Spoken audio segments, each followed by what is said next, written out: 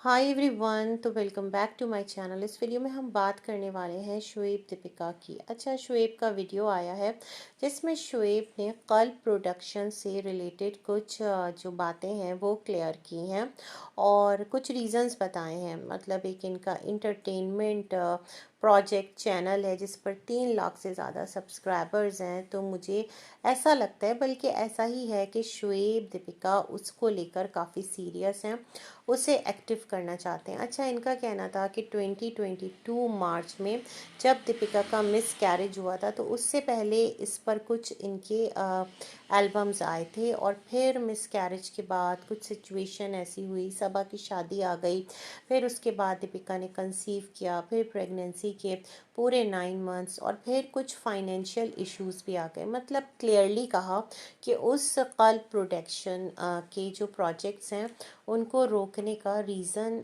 Multiple था, जिसमें से एक फाइनेंशियल इश्यूज भी थे।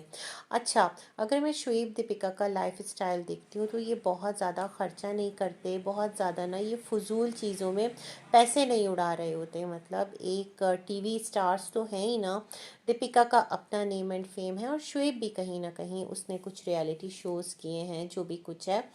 तो ये तमाम तर चीज़ें हैं, बट एक चीज़ है कि ये बहुत ज़्यादा ना फजूल खर्च नहीं है। ये बहुत नाप तोल कर समझ बूझ के साथ पैसे इन्वेस्ट कर रहे होते हैं। अच्छा, इनका जो ब्रांड था दीपिका का, हमने देखा था कि वो भी लॉन्च हुआ और फिर दोबारा से उन्होंने बंद कर दिया, दोबारा से रीलॉन्च किया है, तो उसको लेकर भी इनको काफ़ी लोग क्रिटिसाइज़ करें। अब इस क्रिटिसिज्म को इन्हें लेना चाहिए हेल्दी क्रिटिसिज्म के तौर पर, और जो फ्लॉज हैं, क्योंकि ये जो इनका एक क्लोथिंग ब्रांड है इन्होंने लोगों के लिए बनाया ना, इसे लोगों को कैरी करना है, लोग खरीदेंगे।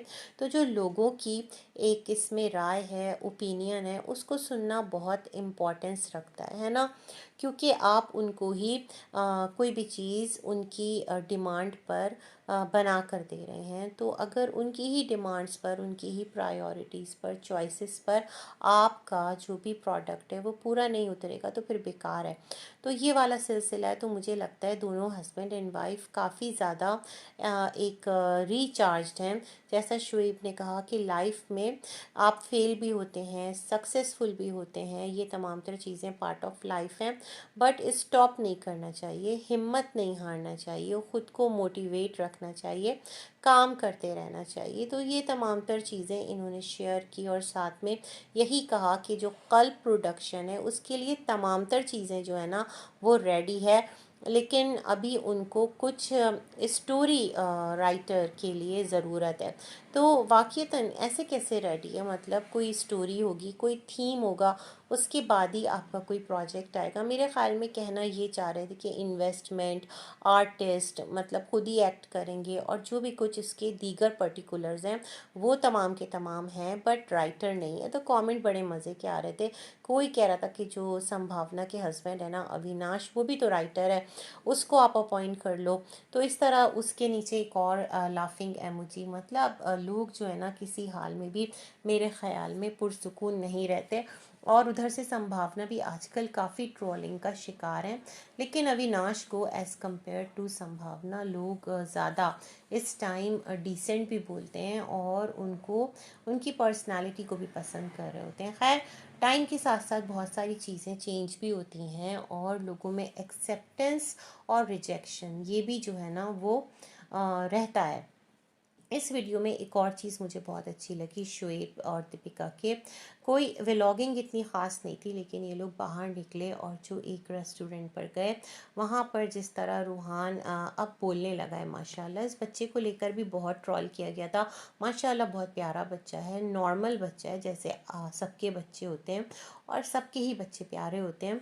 और जिस तरह एंड में उस बच्चे ने बोला ना, खुश रहिए, प्यार बांटिए, आप सबका बहुत शुक्रिया, और इस तरह से पूरे एक जो थोड़ा सा होता है ना निस्बतन डिफ़िकल्ट वर्ड्स होते हैं, उनको कितने प्यार से अदा किया, वो सबसे क्यूट मोमेंट था।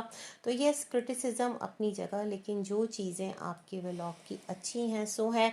आप मेहनत करना चाहते हैं, कुछ अच्छा कंटेंट लाना चाहते हैं, अपनी फाइनेंशियल जो भी आपका एक कहते हैं ना फेज़ आया है जिसमें कि आपको लगता है कि आप थोड़ा थोड़ा सा डाउन गए, उसको आप दोबारा से अप करने के लिए अपने तमाम तर जो स्ट्रगल है उसको राइट ट्रैक पर लाना चाहते हैं, तो उसके लिए तो भाई गुड लक है।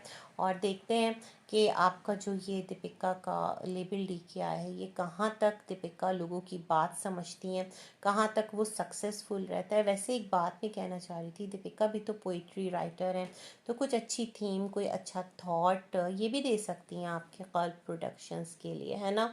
अदरवाइज़ तो आप इनको बुक लाने का कह रहे थे, तो बहुत सारी चीज़ें हैं जो कि थोड़ी सी ना आकर यहाँ पर एक कहते हैं ना टकरा भी जाती हैं आपस में। तो बस इसी के साथ करते हैं अपना रिव्यू एंड, मिलेंगे एक और वीडियो में, तब तक के लिए अल्लाह हाफिज़।